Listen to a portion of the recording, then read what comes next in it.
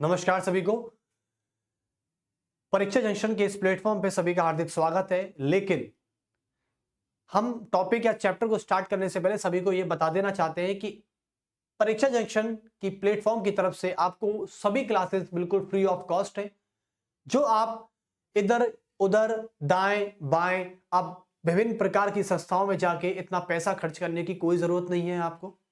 हाँ, यकीनन यानी हम केवल और केवल आप तक बस यही पहुंचाना चाहते हैं संदेश के माध्यम से कि हम ये कहना चाहते हैं कि यहां पर हर तरीके का टीचर हर अपनी सब्जेक्ट को बिल्कुल फ्री ऑफ कॉस्ट तरीके से उपलब्ध करा रहा है। तो इसमें आपको तो कोई आपत्ति नहीं है, हमें भी कोई आपत्ति नहीं है। तो इस आपत्ति के ना होने का फायदा उठाया जाए। और एक टीचर को क्या चाहिए होता है? टीचर को ये चाहिए होता है कि जिस स्टूडेंट को मैं पढ़ाऊं और जो स्टूडेंट सिंसियर है पढ़ने में उसका सिलेक्शन होना लाजमी है और बेताबी भी है। यानी हम इतना चाहते हैं कि आप इस संस्था के माध्यम से हर फ्री लेक्चर्स का फायदा उठाइए और परीक्षा जंक्शन यानी परीक्षा JN करके आप इसे लिंक्डइन पे जाके, इंस्टा पे जाके और व्हाट्सएप पेज पर जाकर आप इसे फॉलो कर सकते हैं। जैसे आप व्हाट्सएप ओपन करते हैं तो व्हाट्सएप में जाएंगे, आप स्टेटस के बगल में जो ऑप्शन होता है वहां पर ऐसे सर्च करेंगे परीक्षा JN, वहां पे इसका पेज आपको मिल जाएगा, वहां से आके फॉलो कर सकते हैं। इंस्टाग्राम आईडी इसकी भी है, वहां पे हम सभी हर तरीके की छोटी छोटी शॉर्ट वीडियो डालते रहते हैं, तो वहां भी आप जुड़ सकते हैं। उसके अलावा हमारी लिंक्डइन आईडी है, लिंक्डइन पे भी जा सकते हैं। जितने भी प्रोफेशनल वर्कर्स हैं उन सभी के लिए लिंक्डइन भी ऑप्शन है, वहां पे जाके परीक्षा जंक्शन पे खुद जुड़ सकते हैं। तो इसलिए और मैं खुद लिंक्डइन आईडी पे हूं, परीक्षा जंक्शन के मैंने बिल्कुल बाकायदा टैग डाल रखा है, तो वहां भी आप जुड़ सकते हैं ताकि सभी तरीके से कोई खुद फैकल्टी भी लिंक्डइन आईडी पर मौजूद है। सबसे बड़ी बात तो आप उनसे पर्सनल तरीके से सभी स्टूडेंट्सों से गुजारिश है कि वहां से भी पर्सनली तरीके से किसी भी टीचर से आप बात कर सकते हैं, कोई दिक्कत नहीं है। चलिए, तो फिर यह काम करना ना भूलिएगा और मैं भी अपना काम करना नहीं भूलूंगा। जो मेरा काम है, जो मेरा ड्यूटी है, जो मेरी रेस्पॉन्सिबिलिटी है कि आपका सिलेक्शन कराना, यह मेरी ड्यूटी है, रेस्पॉन्सिबिलिटी है। लेकिन देखो, गारंटी किसी भी चीज की नहीं होती, मेहनत आपके ऊपर है। मैं तो केवल आपको एक गाइड कर सकता हूं। जैसे रोड बनाने का काम मेरा है, चलना उस पर आपका काम होता है। मैं आपको नहीं चला सकता, मैं केवल रोड बना सकता हूं, एक अच्छी साफ सुथरी बढ़िया नेशनल हाईवे की तरह कि गाड़ी उड़ती चली जाए। लेकिन गाड़ी चलाना, ड्राइविंग करना आपका काम है, उस पर मेरा काम नहीं है। चलिए, तो फिर अब हम इंडियन थिंकर्स की तरफ बात करते हैं। इंडियन थिंकर्स की मैं बात करूं तो हमारे डॉक्टर BR अंबेडकर चल रहे थे। हम एक्चुअली में थिंकर्स को बहुत ही शॉर्ट वीडियो में क्रिएट करते हैं, क्योंकि थिंकर्स एक UPSC का सब्जेक्ट भी है और जो पॉलिटिकल साइंस के विद्यार्थी हैं उन सभी के लिए तो है ही इंपॉर्टेंट। तो हम चाहते हैं कि इस वीडियो को जितना यूटिलाइज किया जा सके उतना यूटिलाइज करें और जितना ज्यादा हो सके इसको शेयर करें। तो आज डॉक्टर BR अंबेडकर के बारे में हम लगभग से लगभग, अभी देखो, हाँ, 15 से 20 मिनट चर्चा कर लेते हैं डॉक्टर अंबेडकर के बारे में। क्योंकि थिंकर्स की शॉर्ट वीडियो कहते हैं कि ज्यादा बेनिफिशियल क्यों होती है पता ही है? क्योंकि थिंकर्स का एक आइडिया हमको समझ में आ जाए तो हम ये मान लेते हैं कि आज हमारा दिन सफल हो गया। यही बात मैं आपको लागू करता हूं। चलिए, तो डॉक्टर BR अंबेडकर के बारे में हम लगभग से लगभग थोड़े समय के लिए चर्चा कर लेते हैं। UPSC में यह क्वेश्चन कई बार पूछा जाता है कि डॉक्टर अंबेडकर की बुक्स का नाम क्या है। और SSC वाले बच्चे भी ध्यान दें, आज जो मैं पढ़ाने जा रहा हूं ये SSC के लिए भी बहुत इंपॉर्टेंट है। कभी कभी क्या होता है, आपके GS वाले पेपर में कभी कभी किसी किताब का नाम दे देता है और उसके राइटर्स को पूछ लेते हैं कि उनका राइटर्स कौन है। और कई सारे बच्चे इस चीज में मात खा जाते हैं कि उनको ये पता ही नहीं होता कि किस किताब को किसने लिखा था। ओके, तो doctor BR Ambedkar, doctor BR Ambedkar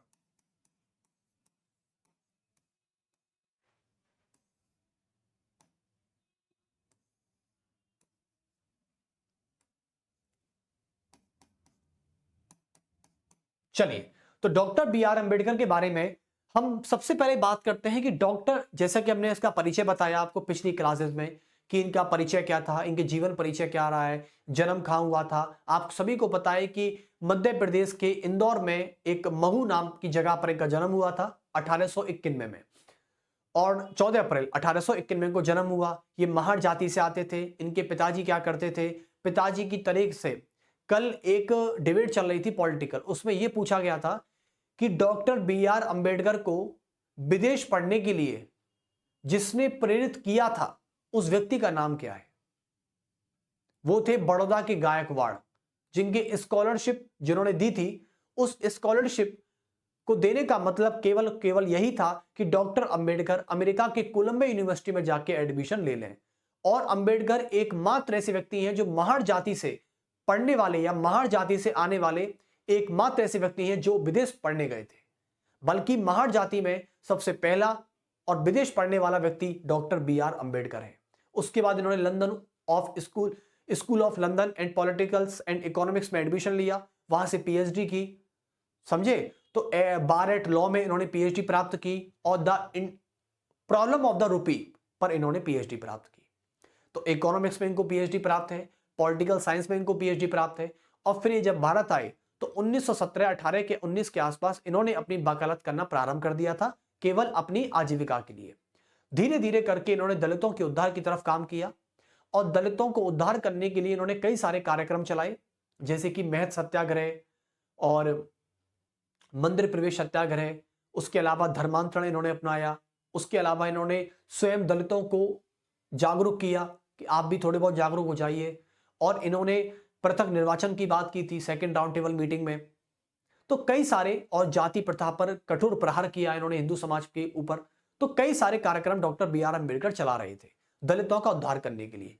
लेकिन एक बात कही जाती है कि अंबेडकर बचपन से ऐसे थे या जवानी में ऐसे बने? वो डॉक्टर बी आर अंबेडकर, भाई इंसान पढ़ के ज्ञानी बनता है ना, सीधी सी बात है।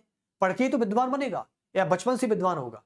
नहीं, बचपन में तो विद्वान बनने की लगन होती है। जैसे कोई बच्चा है वो विद्वान बनना चाहता है, ज्ञानी बनना चाहता है, तो उसमें वो लगन होती है। डॉक्टर बी आर अंबेडकर में वो लगन बचपन से थी।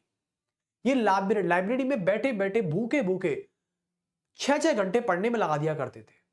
इनको ये भी नहीं पता होता था कि मैंने खाना खाया है या खाना नहीं खाया है। इनको केवल और केवल इतना पता होता था कि मेरा चैप्टर हुआ है या नहीं हुआ है। ये इनमें अध्ययन और अध्यापन करने की बहुत लगन थी। लेकिन कहा जाता है कि इतिहास एक बार मोड़ लेता है। और देखो, इतिहास ने, जैसे कि बताया जाता है कि डॉक्टर बी आर अंबेडकर की बात करें,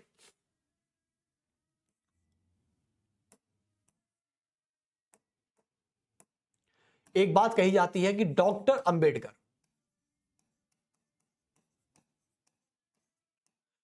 अंबेडकर, आपके पता है कि डॉक्टर अंबेडकर के पिता थे रामजी सकपाल। क्या थे? रामजी सकपाल।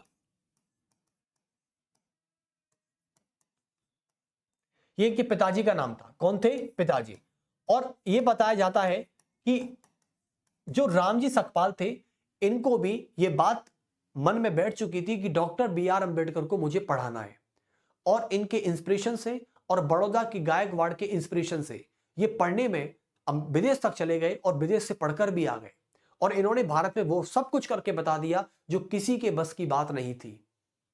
उस समय हिंदू समाज इतना ऊपर, इतना सुसज्जित समाज था, उसमें भी इन्होंने बुराइयों पर प्रहार किया, प्रहार पे प्रहार किया और हमला बोला। और इतने बड़े बड़े काम किए कि नेहरू और सरदार वल्लभ भाई पटेल खुद इनकी प्रतिभा के कायल थे कि भाई ये व्यक्ति है क्या। ये व्यक्ति कहने से ना डरता है और ना करने से चूकता है। तो इनके पिताजी थे रामजी सकपाल। रामजी सकपाल खुद अपने जीवन में कबीर से बहुत ज्यादा प्रभावित थे। कबीर से बहुत अधिक प्रभावित थे, बहुत अधिक प्रभावित थे। कबीर जी से बहुत अधिक प्रभावित थे ये। क्यों? देखो, इसके पीछे कारण भी है। क्योंकि कबीर जो है, कबीर एक्चुअली में, और कबीर के सबसे बड़े अनुयायी डॉक्टर बी आर अंबेडकर भी हुए। क्योंकि जैसा पिता वैसा बेटा, सीधी सी बात है। क्योंकि पिता ने जो शिक्षा दी थी अंबेडकर जी को, जो प्राथमिक शिक्षा होती है, एक बचपन की शिक्षा होती है, जन्म से डॉक्टर बी आर अंबेडकर ने अपने पिताजी को फॉलो किया और पिताजी की हर कोई बात को सड़कों पर रखा। ऐसे कहते हैं कि पिताजी की छत्र छाया में डॉक्टर बी आर अंबेडकर का पालन पोषण अच्छे तरीके से हो रहा था। तो डॉक्टर बी आर अंबेडकर के जीवन में यह कहा जाता है, डॉक्टर बी आर अंबेडकर के जीवन में यह कहा जाता है कि doctor B R Ambedkar Ramayan जो किताबों से प्रभावित थे वो थी रामायण एवं महाभारत। रामायण एवं महाभारत से बहुत अधिक प्रभावित थे कि किताबों से बहुत अधिक प्रभावित थे, बहुत अधिक प्रभावित थे।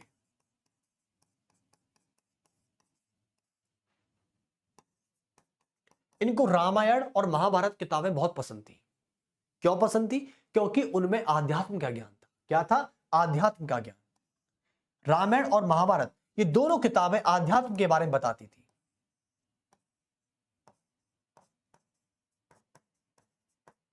आध्यात्मिकता का ज्ञान भरा हुआ था, का ज्ञान भरा हुआ था। लेकिन इनके जीवन में, डॉक्टर बी आर अंबेडकर के जीवन में ऐसे कई सारे व्यक्ति रहे हैं, कई सारे नहीं कह सकते, कुछ चुनिंदा व्यक्ति रहे हैं जो इनके जीवन को प्रभावित करके मानते थे। और इनके जीवन को प्रभावित करने का मतलब है जैसे कि आज मेरे कोई आइडल है, मैं बताना नहीं चाहूंगा, लेकिन कहते हैं कि अपने आइडल किसी को बताने नहीं चाहिए। हालांकि मेरे जाने के बाद वो ऑटोमेटिक उजागर हो जाते हैं, वो अलग बात है, लेकिन मैं अपने मुंह से नहीं बताना चाहता। क्यों? क्योंकि फिर उस आइडल के द्वारा लिया गया मोटिवेशन में थोड़ी बहुत कमी आ जाती है।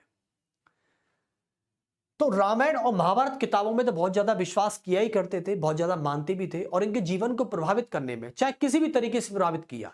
जैसे कि महाभारत में अछूतों की बात की गई, यानी महाभारत में कहा गया कि भाई अछूतों के साथ हो रहा अत्याचार, तो इसने अंबेडकर जी ने वो ज्ञान वहां से ले लिया। यानी कुल मिला के आध्यात्मिकता ज्ञान अंबेडकर जी में कूट कूट कर भरा हुआ था। ऐसा नहीं है कि अंबेडकर साहब स्पिरिचुअल नहीं थे, अंबेडकर साहब स्पिरिचुअल थे, बस वो इतनी सी बात जानते थे कि किसी भी कुप्रथा का स्थान इस पृथ्वी पर नहीं होना चाहिए, और किसी भी जाति और किसी भी व्यक्ति के साथ तो बिल्कुल नहीं होना चाहिए। बस अंबेडकर यदि किसी से इतनी घृणा करते थे तो वो थी हिंदू समाज की जाति प्रथा, हिंदू समाज की वर्ण व्यवस्था। कभी भी डॉक्टर बी आर अंबेडकर ने हिंदू समाज की बुराई नहीं की।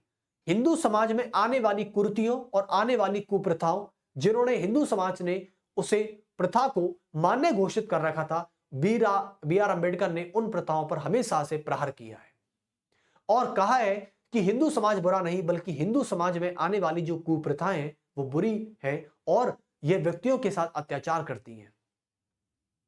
तो इसलिए कहते हैं, बस यही वाली बात थी।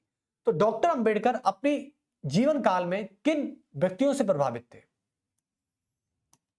इनका जो व्यक्तित्व था वो थोड़ा बहुत मुझे 3 लोगों से मिलता है। पहली बात करें तो ये थे कबीर, यानी इनके पिताजी भी कबीर के बहुत बड़े भक्त थे। व्यक्तित्व की बात करें तो इनका जो व्यक्तित्व है वो थोड़ा बहुत मुझे कबीर से मिला, कि डॉक्टर बी आर अंबेडकर को कबीर बहुत पसंद थे, कबीर को पढ़ना बहुत पसंद था और कबीर को फॉलो भी करते थे। ये कबीर के अलावा एक व्यक्ति और हुए, एक व्यक्ति महात्मा बुद्ध, जिनसे बहुत अधिक प्रभावित थे। महात्मा बुद्ध, जिन्हें गौतम बुद्ध भी कहा गया, गौतम बुद्ध। इसके अलावा जो तीसरे व्यक्ति थे उनका नाम क्या था? तीसरे व्यक्ति जो थे उनका नाम था ज्योतिबा फुले। क्या था? ज्योतिबा फुले। आपको पता है ज्योतिबा फुले की जो पत्नी है सावित्रीबाई फुले, इन्होंने शिक्षा में बड़ा ही योगदान दिया है, और इनके पति ज्योतिबा फुले, इन्होंने भी शिक्षा में बड़ा ही योगदान दिया है। ये शिक्षा क्रांति के साथ मैं इनको जनक कह सकता हूं, ज्योतिबा फुले कह सकते हैं, प्रमाणिक नहीं कह सकते बस, क्योंकि ज्योतिबा फुले और उनकी पत्नी सावित्रीबाई फुले ने स्त्रियों के लिए शिक्षा, स्त्रियों के लिए अधिकारों की बात की थी। इन्होंने, आपको पता है, एक गर्ल्स स्कूल भी उन्होंने खोला था अपनी पत्नी के साथ मिलकर। तो ज्योतिबा फुले, महात्मा और गौतम बुद्ध और कबीर, इन 3 व्यक्तियों से बहुत ज्यादा प्रभावित थे। क्यों प्रभावित थे? इसके पीछे कारण है। इसके पीछे कारण यह है कि जो खुद कबीर थे ना, ये कबीर से इसलिए प्रभावित थे अंबेडकर साहब, क्योंकि कबीर हमेशा से जाति प्रथा और वर्ण प्रथा के हमेशा विरोधी रहे। क्या रहे? जाति प्रथा। यानी इन्होंने हमेशा अस्पृश्यता, किसका? अस्पृश्यता तथा जाति प्रथा का विरोध किया है। जाति प्रथा के घोर विरोधी रह चुके हैं ये। जाति प्रथा के घोर विरोधी रह चुके हैं भाई साहब। कौन? कबीर साहब। अब आते हैं महात्मा और गौतम बुद्ध। आप सभी को पता है कि डॉक्टर बी आर अंबेडकर ने 1952 में, 1951 और 52 में पहले लोकसभा चुनावों से होने से पहले डॉक्टर बी आर अंबेडकर ने भारत के कैबिनेट के पहले विधि मंत्री के पद से इस्तीफा दे दिया था। और इस्तीफा देने के बाद 1956 में 5 लाख व्यक्तियों के साथ मिलकर इन्होंने बौद्ध धर्म को अपनाया था। और जो अछूतों के साथ हो रही प्रथा, अछूतों के साथ हो रहे अत्याचारों को रोकने के लिए, जिसे धर्मांतरण की नीति के नाम से जाना जाता है, वो थी बौद्ध धर्म को अपनाना। तो गौतम बुद्ध से इसलिए प्रभावित थे क्योंकि एक तो गौतम बुद्ध ने इन्हें छुआछूत के बारे में ज्ञान कराया। गौतम बुद्ध ने इन्हें आध्यात्मिकता तथा छुआछूत जैसी प्रथा के बारे में ज्ञान कराया, जैसी प्रथा के बारे में बोध कराया, बोध करा दिया, ज्ञान करा दिया कि अंबेडकर छाती प्रथा ये होती है, जाति प्रथा में ये होता है, ऐसे कुछ बात थी। और ज्योतिबा फुले से इसलिए प्रभावित थे क्योंकि ज्योतिबा फुले हमेशा हिंदू समाज के ब्राह्मणवाद के विरोध में रहा करते थे। ये ज्योतिबा फुले जो थे ये ब्राह्मणवाद के विरोध में थे हमेशा। यानी ये कहते थे कि ब्राह्मण कुछ नहीं होता, ब्राह्मणों ने केवल जाति प्रथा को जन्म दे रखा है। देखो, मैं किसी जाति पर कटाक्ष नहीं कर रहा, मैं केवल उन महापुरुषों और उन महाव्यक्तियों और समाज सुधारकों की बातों को बता रहा हूं बस। आप ये मत कहना सर आप कुछ अलग से बता रहे हैं। खुद ज्योतिबा फुले जो शिक्षा के जगत के क्रांतिकारी जनक माने जाते हैं, वो खुद ब्राह्मणवाद के विरोध में रहा करते थे। तो ब्राह्मणवाद के विरोध में थे, और जो कि डॉक्टर अंबेडकर खुद ब्राह्मणवाद के विरोध में आ गए थे। इन्होंने छुआछूत जाति प्रथा का घोर विरोधी कबीर थे, तो ये खुद छुआछूत के विरोध में आ चुके थे। अंबेडकर जी ने गौतम बुद्ध से, जो बाद में 1956 में बौद्ध धर्म भी अपना लिया था, तो 1956 में ही इनकी डेथ हो चुकी थी अंबेडकर जी की। इन्होंने आध्यात्मिकता का और छुआछूत जैसी प्रथा का जो ज्ञान है वो महात्मा बुद्ध से लिया था। तो ऐसे ऐसे व्यक्तियों से प्रभावित थे। और इनके अलावा ये तो भारतीय व्यक्ति हैं, ये तो भारतीय महापुरुष हैं। आपको पता है अमेरिका के 2 व्यक्ति ऐसे हैं जिनसे जीवन से बहुत प्रभावित थे डॉक्टर अंबेडकर। एक थे जॉन दिवे नाम के अमेरिकी प्रोफेसर हुआ करते थे, उनसे बहुत प्रभावित थे। कौन थे? जॉन दिवे। तो इसके अलावा और भी कह सकते हैं। देखिए, एक का नाम था जॉन दिवे, ये अमेरिका के प्रोफेसर थे, अमेरिकी प्रोफेसर। और एक का क्या नाम था? एक का नाम था विंकर वॉशिंगटन। यानी भारतीय महापुरुषों के अलावा ये अमेरिकी महापुरुषों से भी बहुत ज्यादा प्रभावित थे अंबेडकर साहब। और इन व्यक्तियों से प्रभावित होने के साथ साथ ये रामायण और महाभारत की किताबों से भी इनके जीवन को बहुत ज्यादा आसानी हुई, और अपने जीवन को, बल्कि दलितों के उद्धार करने के लिए उनके जीवन को समझने में भी बहुत ज्यादा आसानी हुई उनको।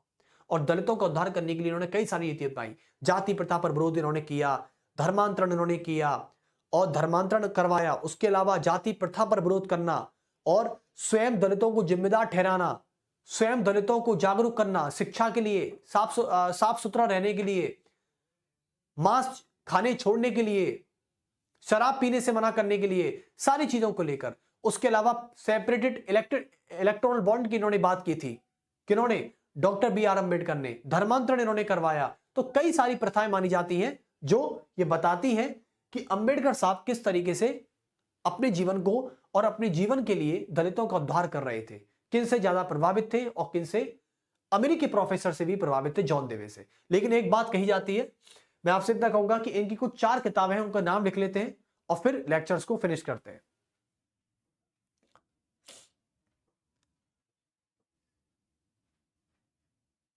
तो इनकी कुछ किताबें हैं, जैसे कि एक है द अनटचेबल्स